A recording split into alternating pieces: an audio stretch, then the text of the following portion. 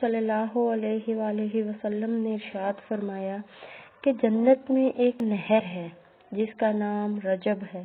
اس کا پانی دودھ سے زیادہ سفید اور شہد سے زیادہ شیریں ہے۔ جس نے ماہ رجب کے ایک دن کا روزہ رکھا، اللہ عز و جل سے اسے اس نہر کا پانی پلائے گا۔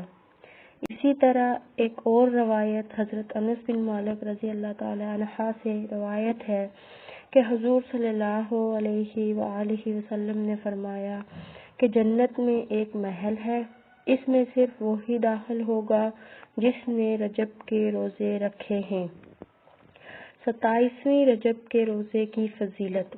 حضرت ابو ہریرہ رضی اللہ تعالی عنہ نے بیان کیا کہ حضور صلی اللہ علیہ وآلہ وسلم نے فرمایا کہ جس نے 27ویں رجب کا روزہ رکھا اس کو 60 مہینوں کے روزوں کا ثواب ملے گا۔